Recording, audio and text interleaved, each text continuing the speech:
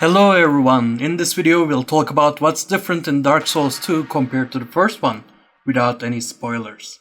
We'll go over some of the most important differences so you can get your bearings easily and start enjoying the game right away, instead of looking for information and accidentally finding spoilers. You can only level up by talking to Emerald Herald at Majula and not at Bonfires. You can teleport between bonfires at the beginning and no special item is necessary. Weapons and armor repair automatically every time you rest at a bonfire unless they are broken. Then you'll have to repair it at the blacksmith. There are no repair kits for bonfire repairing, but there is repair powder that you can carry in your inventory. Estus flasks start at 1 charge, and as you find Estus flask shards, you can add another charge for a maximum of 12.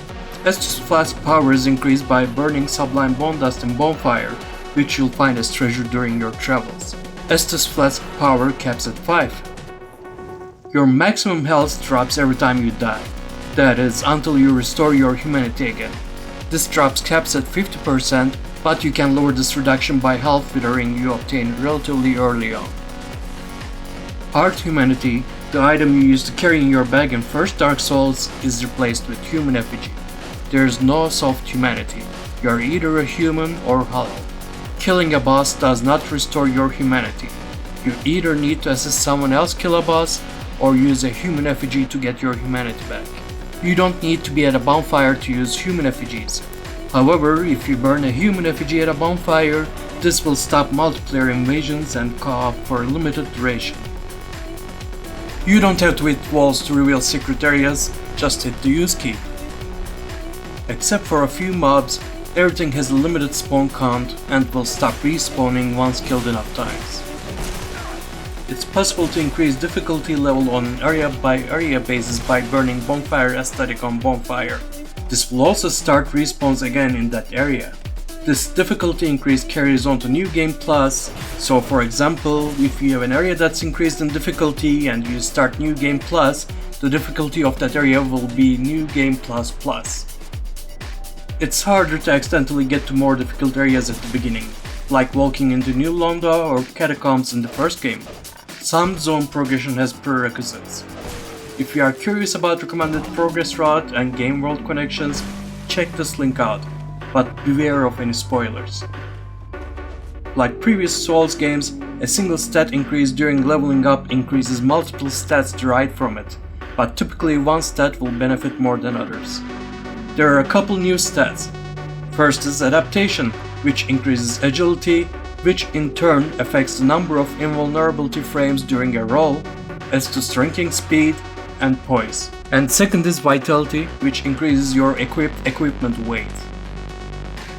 There are no hard breakpoints for rolls except Fat Roll at 70% weight. There is no medium roll, it's just a gradual decrease in roll distance as your weight goes up. You can wear 4 rings and equip 3 weapons or shields on each hand. Dual wielding is now viable and has a separate stance. Do not spam your weapon attacks. Weapons break much sooner and you get a durability hit every time you swing and hit walls instead of your target. Make sure you carry spare weapon and shield at all times. Normal gear upgrades go up to plus 10 instead of 15. There are no separate blacksmiths for each upgrade path. Majula Blacksmith is for regular upgrades, and you'll meet another one later on for imbuing, and there are a couple vendors to trade boss souls for gear. You can be invaded while hollow, although this is rare. You can drop your summon sign and walk between zones. It will stay on the ground until you die, or teleport through bonfire. You can switch covenants without sinning or losing your status. You won't even lose progress through a rank.